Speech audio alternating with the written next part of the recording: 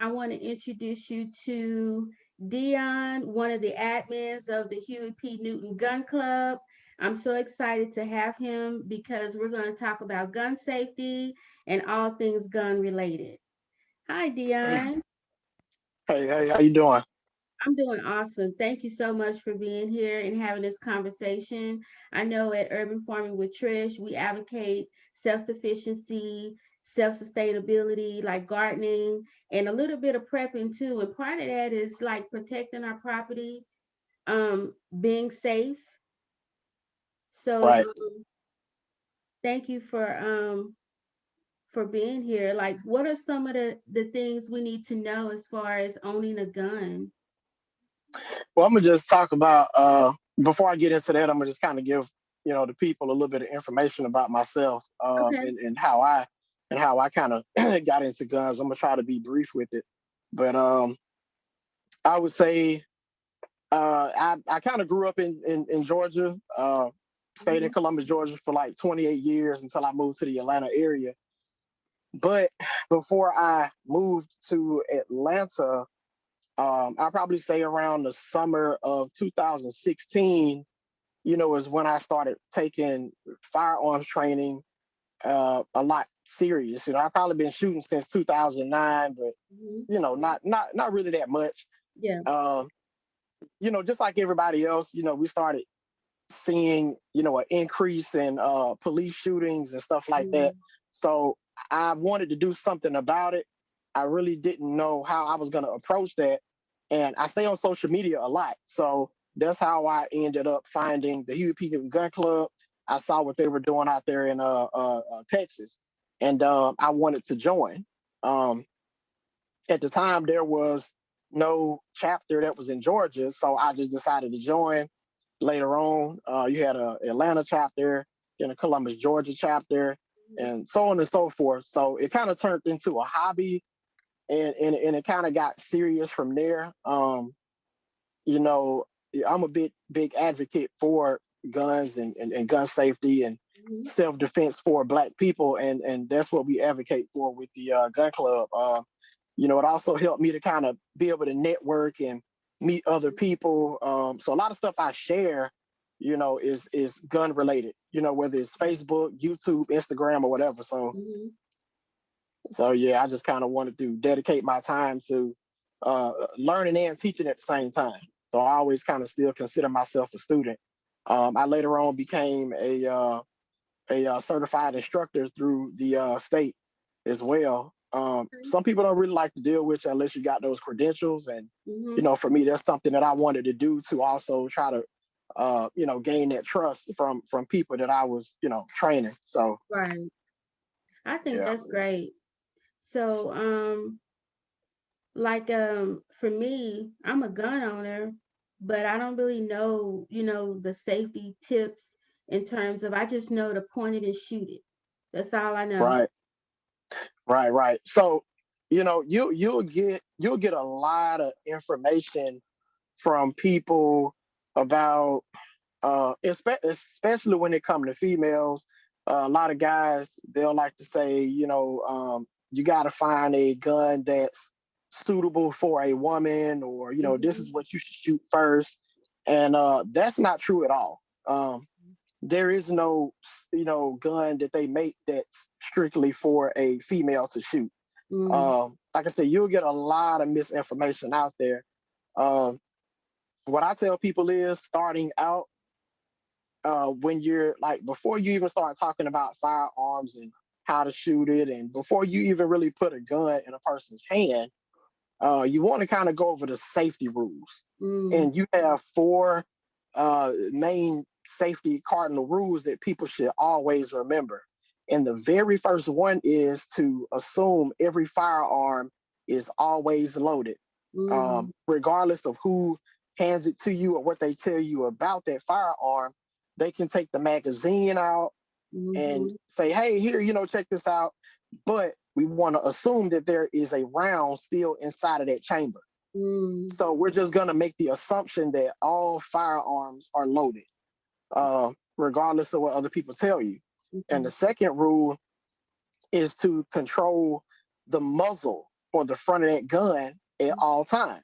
So if you're at the firing range or anything like that, and let's say you want to turn around and talk to the person to the left or to the right of you, you don't want to turn around and talk to them with that gun in your hand. So Mm-hmm. you want to keep that muzzle or that barrel facing down range at all times. Control the muzzle at all times. Mm-hmm. Uh, and that kind of leads into the third rule, which is keep your finger off the trigger and out of the trigger guard at all times. Okay. So if you have to draw your gun, Mm-hmm. you don't want to immediately put your finger on that trigger until you're ready to shoot. Okay. Sorry about that. Give me a sec. My light just went out in the car. I got to turn it back on. Okay. Give me 1 second. Hold on. There you go. Okay. All right. So that's the third thing, is making sure you keep your finger off the trigger until you're actually ready to shoot, until you have Right. verified what you're looking at. Okay. Right. And then last but not least, because there are a lot more, Mm-hmm. is you want to see that the target area that you're shooting is safe. You know, something could be going on in the background or behind that target that you're trying to shoot. There may be kids, there may be other vehicles passing by. So you got to be aware of your surroundings. So be aware of the target and the target area, making sure that it's clear. Right. So once you knock out the safety rules, and then you can kind of go into everything else. Another thing would be into talking about the anatomy of a firearm. Okay. You know, learning how to break it down, Mm-hmm. learning how to clean it, learning the proper terminology of those parts. You know what I'm saying? So How that often way you should can. you clean a gun?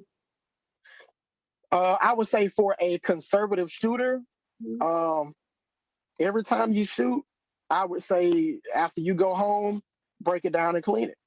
You Okay. know, most of these guns now that you purchase, they don't necessarily need to be cleaned, but Okay. it's just good practice for you to go home and learn Mhm. how to break it down. Because if you don't do that, you'll kind of forget how to do that. Right. Yeah. Okay. Learning. I mean, they got all different type of kits out there that you can use as well. So Mm-hmm. knowing what to buy and stuff like that, I would make sure I would get with a person who knows about firearms to be able to kind of lead you in the right direction for that. What's the best place to store it at home? Like if you're at home and Um, just in a safe or a gun cabinet, or because I can't imagine someone coming in here and then I know a gun safe is I don't have any children here. So mm, um it's just best to keep it in a gun safe. um, For me, that well, would be a nightmare. I would be fumbling with the key and probably forget where the right, right, key is. right. So that's the thing. You know, if you're single and you don't have a lot of people, at the house, Mhm. like me, for instance, I sleep with mine under the pillow. One one in the chamber, Yes. under my pillow, every single, like, whatever room I'm in, that's where Hmm. my gun is. I don't necessarily have it on me, but Yeah. it's close by. But It's I have it in a accessible. holster. Yeah. Yeah. If you got a huge family, or I mean, whether you got one child or whatever, Hmm. um, I mean, it would be the safe thing to get a safe. Get something Okay. that's maybe biometric or Hmm. has a code, not necessarily just a The key. key. Yeah, that's Um, what I'm thinking. yeah, and just have it out of the way. If you do have visitors, people to come over there, just wherever you store it, don't have it out in the open where somebody will come over there and they think you got It's an something accident. valuable, whether it's money or a gun. And, so keep it, stored, maybe in the back room, in the closet, somewhere like that, if it is in a safe, but also making sure that you can easily, you know, get it, Right. So if the without it being a safety danger to kids. is on the gun, it's guaranteed not to shoot, right? No, there are some guns that have safeties that have went out for whatever reason. Hmm. the gun that I use is a Glock. They don't necessarily come with a safety. Some Mm-hmm. people don't feel comfortable with that. And Yeah. I tell people get something that you're comfortable with. And that kind of leads me into talking about how to go and purchase a firearm. Like what are you looking for? What are you going to use it for? Because they make they make all different types of guns for different uses or whatever. So and don't necessarily trust everybody that's behind the counter, because at the end of the day, a lot of them are just really trying to make that sale. Mm-hmm. Um, have somebody with you, that knows somewhat about firearms. Um, don't buy a firearm just based on looks. Don't say, "Oh, I Mm-hmm. want something nice, pretty, cute." You know, in most cases, they're gonna sell you that gun. They're not going to Yeah. give you all the information that you need. They're not going to ask you, well, what exactly are you using the gun for? Are you going to use it to conceal carry it? Are you going Mm-hmm. to have it in your vehicle? Are Mm-hmm. you using it for home defense? Most people that carry guns is normally a subcompact size Mm-hmm. or a compact size. So that way, when you're carrying it on you, you can't, really see it that well. Most full size guns, people don't really carry. They may keep it at home or something. Make sure it feels comfortable to you Right. when they put it in your hand. Make Mm-hmm. sure it's not too heavy. Make sure you can pull the slide back. I know a lot of people have issues with pulling that slide back, Yeah. and so that round can go in the chamber. Mm-hmm. Um, so point it out. Look through the sights. You got different calibers out there: 9 millimeter, 40, 45. I'll tell you, either one of those are gonna get the job done. Some Okay. people are gonna tell you, "Oh, don't use this caliber or that caliber. This one got more knockdown power." Now, what I will tell you is a 22. I wouldn't recommend using a 22 Yeah. for self defense. I mean, they are dangerous, Mm-hmm. but just a few steps above that, you got your 380, and then you got your 9 millimeter. Um, a 9 millimeter is pretty much the go-to round.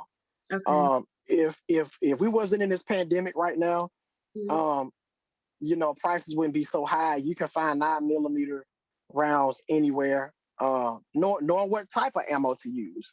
So just things like that. Because Just I knowing what heard to it look was for. a ammo shortage. Is that true? Have you heard Um, anything about that? yeah, there is an ammo shortage. It kind of has more to do with not necessarily the dealers, but the companies that produce the lead or the Mm-hmm. brass, Mm-hmm. things like that, like the primer that's in Okay. the back of the round that would ignite, the round in order for it to be able to come out. Mm-hmm. So there's a high demand for ammo and guns right now. Mm-hmm. Um, I kind of take that with a grain of salt, because a lot of what we're facing now is some really, really strict gun laws. Mm-hmm. And maybe it's something that's pushed by the government as well to say, Yeah. yeah, let's make it a little bit harder, for people to get guns. Because in the whole presidency, or while Trump was president, Mm-hmm. numbers skyrocketed for Black Yeah. people to get guns, and it's been Mm-hmm. climbing since then. There's Mm-hmm. always been scares about civil war and stuff like that. Yeah. So I mean, that stuff didn't kind of pass for the most part. So Yeah. we are looking for ammo prices to kind of go back down. I But hope you so. know, yeah. What about a air gun? Is that something? Is it worth your time? I wanted to ask about that because, like if I see an animal or something that's going to attack me, I'm wondering will an air gun work? Um, Or is it just better to get the real deal? it's better to get the real deal. Yeah, I Okay. mean, in this day and age, I Mm-hmm. make the assumption that everyone I walk past, everybody that I drive past has a gun. Everybody has a gun now. Yeah. Um, Using an air gun is really just probably gonna piss somebody off. Now, when it comes to practicing, um, you may get something like a replica of a real gun, and it may have a similar feel. Mhm. So because ammo is high, people are doing more practice inside of the house with Okay. just drawing out of the holster, put a Mhm. target up on the wall, and stand 5 to 10 yards away from it. Yeah. You can get a paper plate, an index card, and you can just point out at it, just to Mhm. get the correct form, proper. You got to have a proper stance. You Mhm. got to have proper grip, a Mhm. trigger squeeze, sight alignment, picture alignment. So it's a lot that entails pulling off a good shot. But you can get an air gun if you're going out to just practice, or Mhm. like a BB gun or something like that, just to Mhm. kind of get used to the feel of it. Yeah. Yeah. But as far as using it for any type of defense measures, home defense, nah, it's really not It's just gonna a it's waste of not gonna do time. anything at all. Yeah, But yeah, it's definitely. basically good to practice with your gun, whether it's an air gun or the real deal. Right, right. Yeah, my light went out again. Okay, there we go. But yeah, I mean, it's really just a waste of time getting that. But I mean, it's things that you can do without having to go out there and make a big purchase on buying a bunch of ammo. Like I know myself and a lot of other people that I know, we started making early purchases and building up our stockpile years ago. Yeah. Um, we didn't necessarily see this particular thing coming, It came. but it's Yeah. good to do it just in case. So Right. a lot of people I know, they have thousands of rounds stashed away, and I mean, it seems like overkill, but it's not. Normally, Mhm. when I go out and practice at a range, um, I don't go as much as I want to. I go at least once every 2 weeks, Okay. and I at least shoot about 100 rounds. But when I go, I'm working on something specific instead of just shooting. When you Right. go into the range and just shooting, you could be doing it wrong Mhm. unless you're getting proper instruction and say, hey, try this, try that, stand like this. Mhm. And they're giving you real tips. Um, but yeah, for the most part, I mean, it's ammo is pretty scarce. So All right. I'm gonna go over what you were saying in the beginning, like the four like primary rules of safety, firearm safety. You were saying watch the muzzle, keep it pointed in a safe direction at all times. right, Treat every firearm as if it's loaded, right, and don't put your finger on the trigger unless you're ready to shoot, right,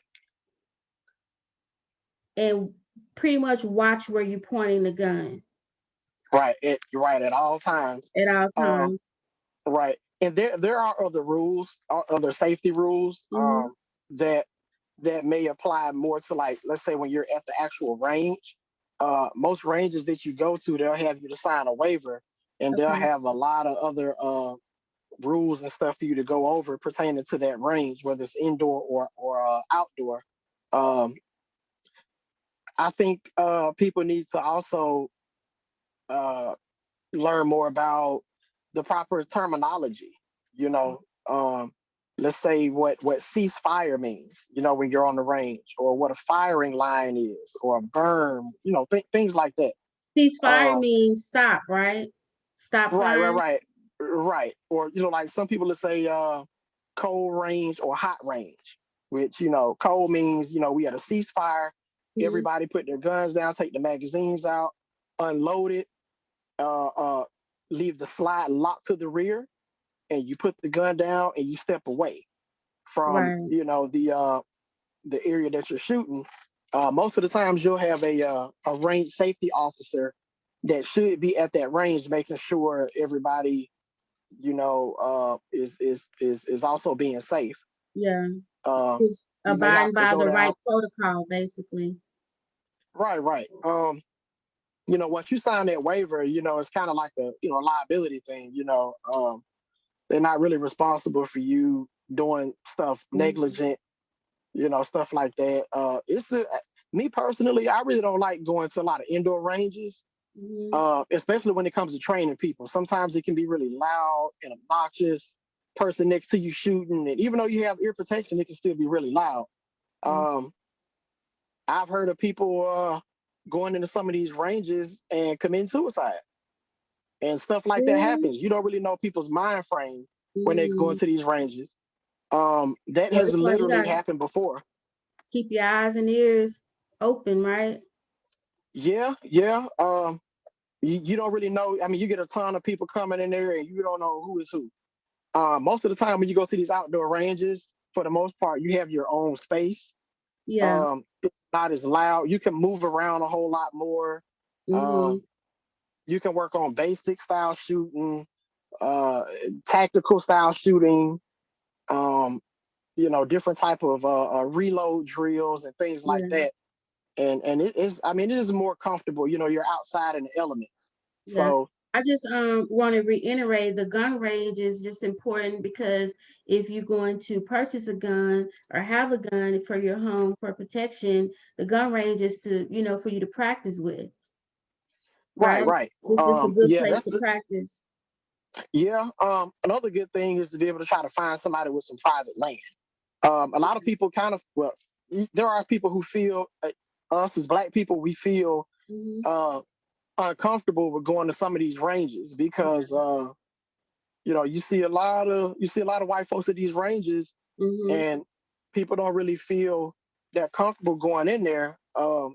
It's kind of a male dominated type of thing. I mean, Yeah. even though now you see a lot of women shooting, but Yeah. um, It's not our lane. It's not something that, people of color do on a regular. right, right. It's just something that with Black people, with us, we have been miseducated about guns for a really, really long time. Yeah. And a lot of us are scared of guns, you know what I'm saying? Yeah. Just based on the communities that we grow up in, we Hmm. don't know about laws. And see, laws that, I tell people also, whatever state that you live in, Hmm. if you decide to get a gun, learn about the laws. You know what I'm saying? Learn about Yeah. how you can carry inside of your vehicle. Right. Uh, Or I open mean, carry. some right, yeah, yeah. Learn about the open carry laws and wait. Me, I mean, it's cool. People can open carry. Hmm. That's their business. But Hmm. sometimes you can make yourself a target. You know. Yeah, Um, people feel threatened. yeah, I mean, somebody may be trying to rob a store or something, man. They see you with a gun, you're gonna be the first person they're gonna take out. Uh, as far as your vehicle, I know here in Georgia, they consider your vehicle an extension of your home, meaning that you can carry any way you like. You can have a Mm, magazine in, one in the chamber, you can okay. have it out on the seat, in the glove Mhm. box, it doesn't matter. Um, so I mean, but some states aren't like that. Yeah. And But you also know in what? Georgia, As a Black man, are you afraid to even do that? Because in history, just recently, if you get pulled over and they see it, how you feeling? right? Now I wouldn't recommend people to just carry them any old type of way. Mhm. Most of the time, pretty much all of the time, I'm always concealing. I can tell you about a incident that I had one time. I got pulled over. Uh, I had just got I had just purchased a vehicle from a private owner. Now, Mhm. when you buy a vehicle from a private owner, you have 7 days to get a tag as opposed to 30 if you were getting Yeah. it off of lot. Mhm. So I didn't take the old tag off the vehicle. I'm like, well, you know what? If I take it off, it's going to be an eyesore anyway. So I'm gonna just get Mhm. pulled over regardless. Right. Um, so I got pulled over. I already knew why. Um, so the guy got out, and he did explain why he was pulling me over. He said, "Oh, your tag. This, because sometimes they like to play mind games with Yeah, you. yeah. Do you know why I pulled you? No, but I'm pretty sure Right. you're gonna tell." So he went on ahead and told me, and I said, "Yeah, I just purchased the vehicle. The only thing that he asked me for at the time was my license." Mhm. Gave it to him. Everything was, checking out fine. Mhm. So this lady walked up to the passenger side, and she said, "Hey, we saw that you was a concealed carry holder. Um, do you have your bill of sales or whatever? But we just want to make sure that if you have a gun, that it's Right. not in the same area of where you're trying to reach for it." Mhm. Now, the thing is, in Georgia, Georgia is not a shall inform state, meaning that I don't have to tell the police officer if I have a gun in my vehicle. Now that's Georgia. Other states, you know what I'm saying, it's probably Yeah. different. So I leaned over and told her, I said, well, I don't have to give you that information. And she said, well, and you know, the next thing is, oh, because of officer safety, blah, blah, blah, this, that, and the third. And I said, well, you got a gun on you, right? And she said, well, yeah, I mean, you can legally. I said, well, look, I don't need to. And, you know, I didn't get irate with her or, You you didn't know, have to like anything like disclose that that. information. Right. So I kind of told her again, I said, ma'am, you know, by law, I don't have to give you that information. So she kind of blew it off. All right, you know, go ahead and get it. So, I mean, I don't necessarily feel scared per se when I get pulled over, but there is a sense of nervousness because you never know what's going to happen. Nobody feels comfortable getting pulled over by the police ever. Black, white, whatever. I mean, we can kind of argue that one too, but for the most part, we don't feel comfortable with the police pulling us over. Right. And I mean, you know, when I was in my 20s, I had a lot of stuff going on, you know, with the police. I've never had any type of, you know, jail time or felony charges or, you know, stuff crazy. But I used to lash out really bad when I knew I was being wronged, but I never could back it up because I wasn't knowledgeable on laws and what to do, what not to do. So I tell people, if you get a gun, you know, learn about all these laws and stuff and what you can and can't do. That way you can pick your battle. You know what I'm saying? Because, you know, my dad told me a long time ago, he said, what you don't know can hurt you. And that's true. I appreciate all this knowledge. So we went over the, you know, the most important things to do in terms of gun safety, but it sounds like as soon as you learn about gun safety, you definitely need to learn about the law within your state. Right. Your state and surrounding states. You could drive over the state line, and I'm gonna tell you now, these cops, they will tell you everything because I mean they'll tell you anything. You know, they're out there to Assuming make you the don't city know the money. law. Right. And they're betting that you don't know because I've literally had this happen to me over and over and over again. Not so much now, but when I was in my 20s, early 20s, it happened to me all the time. I've had issues where they've had to throw court cases out because of how, you know, police officers conducted themselves. I think that's another reason why I wanted to kind of get into what I'm doing now, because I wanted to teach other people, like, look, this is what you can and can't do. You know what I'm saying? Take that with you and expand from there. If you have to drive from state to state, you know, learn about these laws. You know, some of these cops, when they pull you over in some states, if they ask you, you do have to tell them. You have to have your gun in one place and the ammo in another place so that it's not accessible. You what know, about your classes, Dion? Do you have any upcoming classes that we can enroll in? Yeah. People, you know, if they're interested, they can go to my website. Is www.primetimetactical, and it's spelled like it sounds, primetimetactical.com. I have a class, I think, coming up on I think it's the 27th. And it's just a basic Pistol 1 class. You go in there and just you get some information. I'll be adding more classes here. Yeah, because I know soon. it's a pandemic. That's why I was curious. I know everybody, even my doctor left me. Everybody, you know, is changing the way they do business because of the pandemic. Yeah. You definitely got to play it safe. As far as right now, you know, I have my class limit is like 3. I'll probably extend it, you know, to 5, you know, at some point. You know, I mean, as long as people, you know, bring their mask and stuff like that, you know, they should be fine bringing their own hand sanitizer and everybody is spaced out Just the way they follow the should safety be. protocols for the pandemic. Right. Okay, well, Yeah. we're definitely going to visit your website. Also, we're going to, you know, follow you with the Huey P. Newton Gun Club group. Is it Gun Club? Yeah. If you I mean, you can pretty much put Huey P. Newton Gun Club in on Facebook, you'll probably see a lot of group pages come up. We Yeah. have multiple chapters all around the nation. Okay. Man, from Atlanta, Columbus, Dallas, Houston, Las Vegas, New Jersey. Okay. Yeah, so you can pretty much put that in on Facebook or YouTube, and you can probably see a lot of old videos on there. Stuff like that. I'm also on Instagram is primetime_tactical. So I do share a lot of informational videos on there as well. Okay. And it's the same thing with my YouTube channel. Same name, Primetime Okay. Tactical Training. We'll definitely post it within this conversation. And Dion, I want to thank you for just sharing the knowledge of gun safety and just having a gun and learning the laws. Because I thought about everything else, but learning the law, it didn't even cross my mind. So I'm definitely Yeah, going to it'll figure save your out what life. the laws are around me. And Right.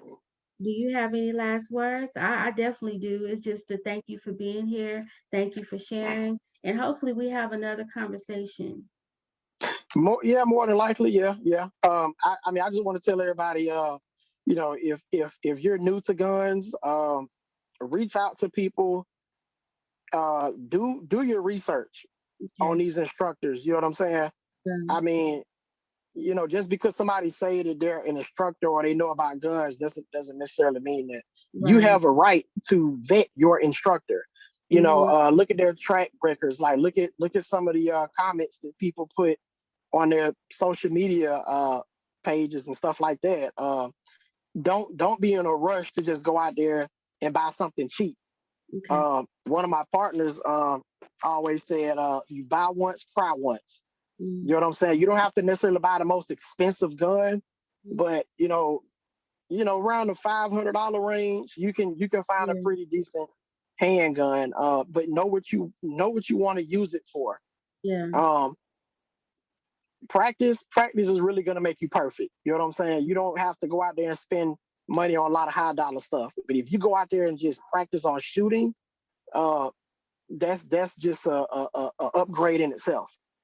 So just be patient. Go out there, do the proper research. All right. Thank you so much, Dion. We're No going to end problem. it here and we'll talk again.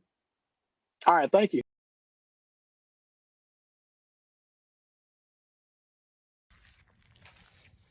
All right, today what we'll be working on is reloading. I'm gonna show you guys 2 different ways you can reload. You got your emergency reload, and then you got your tactical or administrative reload. I'm gonna give the demonstration, and then I'm gonna come back and show you why you would use that in a certain situation.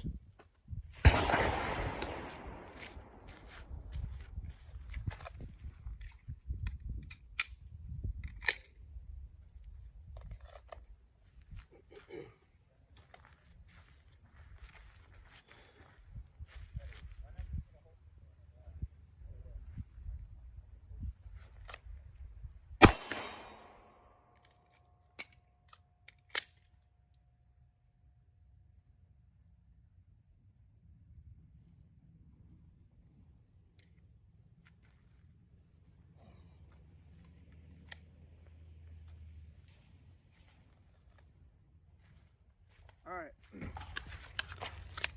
So that was the emergency reload. If you're ever in a situation where you are taking on fire, whether you're behind cover, concealment, whatever case may be, you draw out, you're putting rounds on your threat, and you run dry. Your slide locks back to the rear. You want to bring your weapon back to your workspace, take the mag out. At that point, you don't care where the magazine is going. You're just trying to get rid of it. Okay, you can find it later. You can purchase one later. It don't matter. Reach for your next magazine, insert into the magazine well, and you get right back in the game immediately. All right, so now what we're gonna do is we're gonna work on the administrative or tactical reload.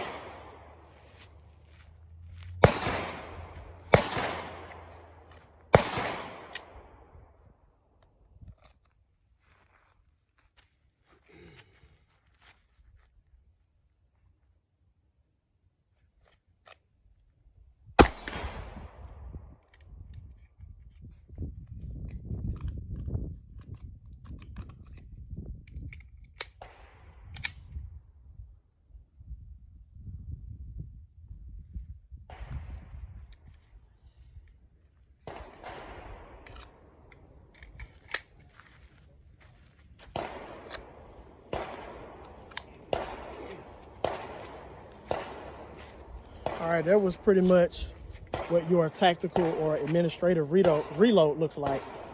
In this particular situation, let's say at this moment in time, you know you possibly got maybe 1 or 2 threats. You draw out and you know you have neutralized that threat or those threats, and you are no longer in any type of immediate danger. You may or may not be. So you're not really counting rounds as you shoot, but when you draw out, you're probably shooting about 5, 6, 7 rounds. You know you probably have about 3 or 4 more rounds left. But what you want to do is you want to come back, bring your weapon to your workspace. You want to take that mag out. And it may be a little bit more difficult if you are concealed carrying and your magazine holder is not exposed. So you got to take that mag out. Now, technically, it's 2 different ways that you can do that, right? So you can push out, put rounds down, come back in. You can take the magazine out first, okay? Reach down, insert that mag, put that one in, rack, and get right back in the game. Or you can bring your weapon back to your workspace. You can come down first and take the mag out, insert your new mag, and then put this one back on. And you're checking your surroundings. So that way, if you do encounter another threat, you can just push out and you know you have a full mag. All right, so those are pretty much the 2 different type of ways of reloading. I would say come out to the range, practice both of those techniques.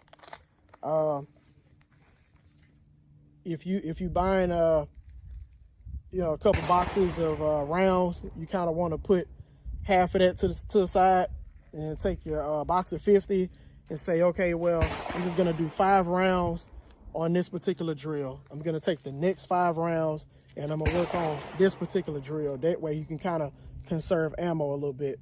Probably come out maybe once a week, once every 2 weeks, as much as you can, work on those type of drills, or you can work on those drills while you're at home and you want to save ammo. You can purchase these, what they call them, snap caps. You can purchase those and you can work on that same exact drill while you're inside of the house. So just keep training, stay vigilant.